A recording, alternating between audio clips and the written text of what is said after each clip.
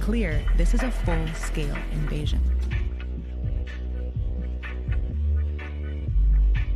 Rubber bullets, helicopters, armored vehicles.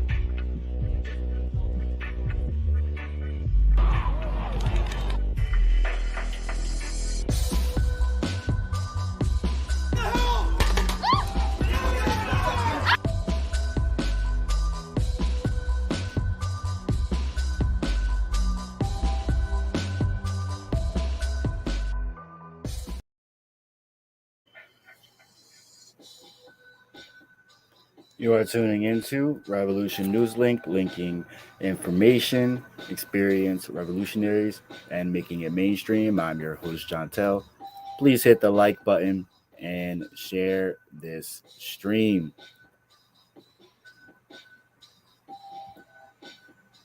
Follow us on all of our platforms: Facebook, YouTube, Instagram, Twitter, and Spotify, the Leon Block Independent Media. Just search it. All of your support means a lot. Now, let's go ahead and get into our first story. The death toll from Hurricane Ian has reached 87 and is continuing to grow amid a massive search and rescue effort in Florida. About half of the deaths occurred in Lee County, which waited until a day before the storm to use a mandatory evacuation order. President Biden is expected to visit Florida on Wednesday. Today, he will be in Puerto Rico, while Hurricane Fiona killed 25 people and knocked out power to the entire island. About 14% of the island is still without power 2 weeks after the storm. Iran protests continue for a 16th day. Group says 133 people have died so far. Sunday marked the 16th day of consecutive protests in Iran following the death of Mahsa Amini, a 22-year-old Kurdish woman who died after she was detained by the so-called morality police for allegedly violating Iran's hijab law. According to the Norway-based group Iran Human Rights, 133 people have been killed since the protest began. On Sunday, police fired tear gas and paintballs at student protesters in Tehran. Meanwhile, the Committee to Protect Journalists reports at least 28 journalists and photographers have been arrested covering the protests. 7-year-old Palestinian boy dies after being chased by Israeli soldiers. In news from the occupied West Bank, hundreds of mourners gathered Friday for the funeral of 7-year-old Palestinian boy named Ryan Suleiman, who suffered a heart attack after being chased by Israeli soldiers. His father spoke on Friday saying, quote, "My son was walking back from school with other pupils. The students were in the area, but there were no clashes. They were chasing students until they reached my home. When they reached my home, they wanted to detain Ryan's brothers, my 2 older sons. When Ryan heard about the detaining process, he went to another entrance for our home and was scared. Then I found him dead on the spot," end quote. If I am butchering this young man's name, I apologize because I did not check the proper pronunciation prior to. Make sure you are sharing this stream.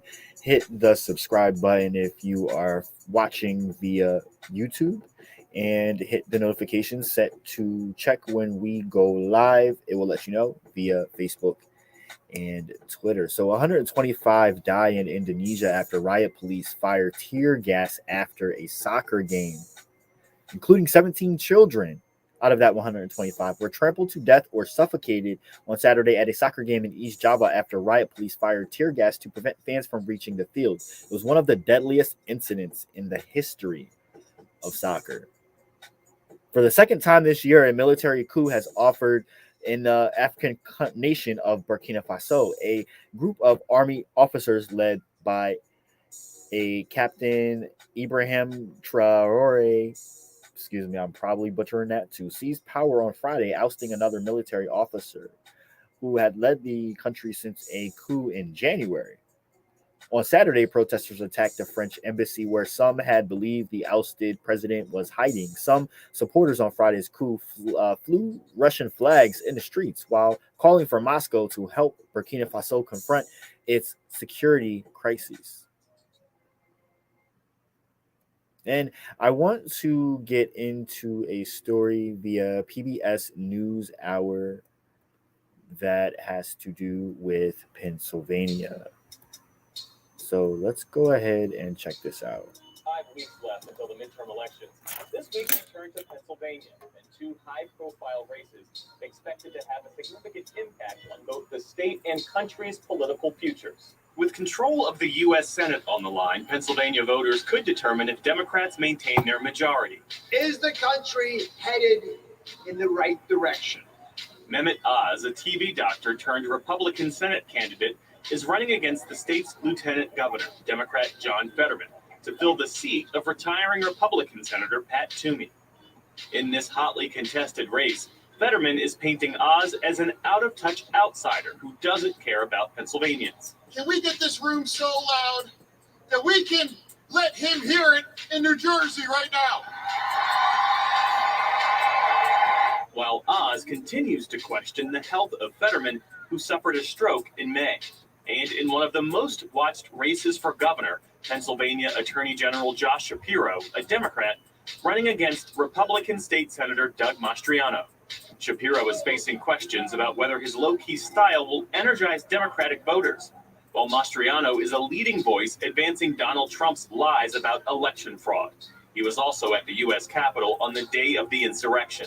In both races, issues such as reproductive rights, the economy, crime, Public safety is why I ran for office. and education They're indoctrinating our children at school with critical race theory. are expected to be deciding factors for voters. To help us dig into the dynamics of both races in Pennsylvania, I'm joined by Jonathan Tamari, national political reporter for the Philadelphia Inquirer, and Candy Woodall, Congress and campaigns reporter for USA Today. Thank you both for being with us. And let's start with the Senate race, because early this past summer, Democrat John Fetterman looked like he was going to cruise to victory over his Republican opponent, Mehmet Oz, but the polls have tightened in recent weeks, and now it's a more competitive race. So, Jonathan, give us a sense of what's happening. Yeah, so I think what we saw in the summer was a function of the 2 different primaries that the candidates went through. Oz went through a brutal Republican primary with a ton of spending, both for him and also against him. There were a lot of attacks on him as being not really conservative. His opponents brought up some of his past statements on things like guns and abortion to say he didn't really believe in conservative values. And he ended up winning a little less than a third of the Republican vote. So there was 7 in 10 Republicans, who chose somebody else in their primary. And on the other hand, Fetterman just cruised through the Democratic primary and won basically in a romp. So he had the Democratic electorate united with him from the start. Oz had a lot of work to do to get even his base voters, the base Republicans, on board with him after that primary. And what it looks like has happened is that those voters have now eventually started to come home to Oz and are now supporting him. And look, it's Pennsylvania. When both parties have their bases activated, it's pretty evenly split, and that's what we're starting to see in that Senate race. And Candy, while Mehmet Oz, the Republican, has narrowed the polling gap, there is polling that shows Pennsylvanians still seeing him somewhat unfavorably. There's still a lack of enthusiasm for him as a candidate. How is he trying to address that? I'm not sure that he is addressing his deficiencies yet at this point. That's what analysts and pollsters are saying, and they say that's hurting him, that he's not addressing some of those things. Instead, he seems to be taking the fight to Fetterman, and he's running a ton of ads. He's getting a lot of money and help and support from the National Senatorial Committee and also the Senate Leadership Fund. They're trying to flip control of the Senate. They want to be the majority party, and they're putting a lot of money, about $16 million in a month, into TV ads in Pennsylvania. They're trying to paint Fetterman as soft on crime. So he seems to be addressing this by going on more offense. Let's talk about the governor's race, Jonathan, because polling in that contest shows Democrat Josh Shapiro, he's still leading Republican Doug Mastriano by double digits. So why are Republican voters at the moment not coalescing around Mastriano in the same way that they are around Oz? Mastriano, it was kind of the opposite case. He won his primary much more easily than Oz did. But Mastriano is a much more extreme figure from the far right. an election denier, a leading election denier who was at the Capitol on January 6th, although he says he did not go into the building. He says that he would ban abortion with no exceptions whatsoever. He's tried to kind of walk that back, but at other times he's reinforced it, and that does appear to be his position. And he has really done no outreach to voters who are outside of his original base of support. He pretty much speaks only to very far-right media. His events are until very recently largely closed, and so he's only speaking to people who already support him. So there's even a significant segment of Republicans, more moderate Republicans and swing voters that are just not coming around to Mastriano. And more importantly, we talk about TV spending. He has not run a single ad on television, and that's hard to win in a state that's as large as Pennsylvania without being on television. Shapiro has spent over $20 million on television. It's basically unheard of to see that kind of disparity. And Candy, on the issues, nationally, you have Republicans trying to make the midterms about the economy, inflation, immigration, and crime. Democrats are hoping that reproductive rights will be a dominant political issue. Which seem to be resonating in Pennsylvania in these two races that we're talking about? I think it's, not to be too cliche, but it's kind of a base race. And, This the abortion issue piece is right relevant to a here, lot of if you are just Democrats, tuning but in, not does in have to do even specifically other with states Pennsylvania and where the other primary. It footage, also is but I motivating do have just a independents few more and minutes left Republicans. for you, I think the and question that then even a couple more Democrats are trying to articles figure out that leading up to I do midterms want to get into. So I don't want to spend too much time on this. However, I did put the link to this piece. Again, it's via PBS NewsHour in the comment section via YouTube for you to check out. So please go ahead and check that out. I do want to get into the rest of the pieces for you.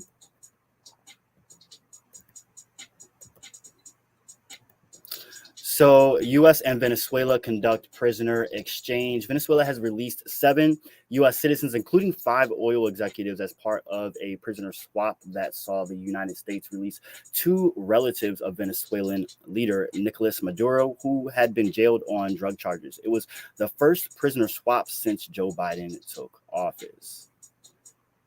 A pair of twin brothers in Texas has been charged with manslaughter for shooting at a group of migrants who had stopped to get water near the U.S.-Mexico border. One of the migrants died and another was injured. One of the 2 brothers, Michael Shepard, was the warden at a privately run immigration jail, the West Texas detention facility, which has been accused of abuse. He was fired after the attack.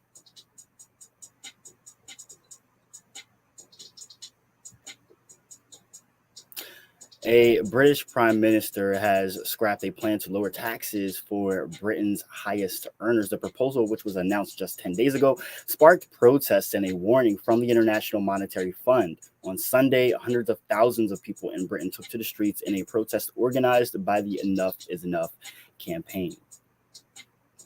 Indigenous activist and actress Sacheen Littlefeather, who's 75 years old, just passed away. She took to the stage at the Oscars on behalf of Marlon Brando, who boycotted the ceremony to protest Hollywood's portrayal of Indigenous people. Some members of the audience booed and mocked Littlefeather as she addressed the awards ceremony wearing traditional Apache clothing. The actor John Wayne reportedly attempted to remove Sacheen Littlefeather from the stage, but was restrained by 6 security guards. Clint Eastwood mocked Littlefeather later in the ceremony. Sacheen Littlefeather died on Sunday, and in August, the Academy Museum of Motion Pictures finally issued an apology for her mistreatment nearly 50 years later. And again, these specific articles are coming from Democracy Now! However, the other articles earlier in the webisode are featured from PBS NewsHour. Definitely go ahead and check these out. There's one last story about Russia, Ukraine, and the Nord Stream pipeline. And then, of course, like I wanted to tell you about Brazil. Brazil's presidential election is headed to a runoff, as you know, we figured in the first round of voting Sunday, Brazil's former president Luiz Inácio Lula da Silva of the leftist Workers' Party won 48% of the vote, beating Brazil's far-right president Jair Bolsonaro, who received 43% of the vote. It was a closer result than many projected, and Bolsonaro-backed candidates also performed well in other races. Lula spoke to supporters Sunday night, saying, quote, "I've never won an election in the first round. I've won all of them in the second round, all of them. Here in the second round, what's important is the chance to think thoroughly on what you propose for society, to build a network of alliances and supporters before winning, for you to show the people what will happen and who will win. There is widespread fear in Brazil that Bolsonaro could attempt to stage a coup to stay in power. This has already been the most violent election campaign Brazil has seen in years." Bolsonaro spoke on Sunday, saying, quote, "We are going to form good alliances for us to win the election. I can't talk of it at the moment, excuse me." And Russia vetoes UN resolution on annexation as Biden okays a $12 billion in more funds in more military spending for Ukraine. And we talked about that a few days ago. We'd like to know how you feel about that. DM us on the Leon Block Independent Media Facebook, or you can email us at the Leon Block Independent Media, the Leon Block at gmail.com, or you can text us 484-909-0873. Putin blames U.S. for sabotaging the Nord Stream pipelines, and Blinken cites development as tremendous opportunity. The United States has denied any involvement in the pipeline attack, but on Friday, Secretary of State Tony Blinken acknowledged the development presents a tremendous opportunity for the United States. This is pretty much all of the news we have for you today. Go ahead and check the link to PBS NewsHour that we put in the articles and Democracy Now! As always, we can't do it without you. To help us grow and to keep going, consider donating to the services at the bottom of the screen. You already know every dollar goes a long way. And if you have stories that need to be exposed or events that need shared, please email us at theleonblock@gmail.com. Follow us on all social media, Facebook, Twitter, YouTube, Instagram. Just go ahead and search the Leon Block. That is all the news we have for the moment. Stay tuned for more. This is a Revolution News Link.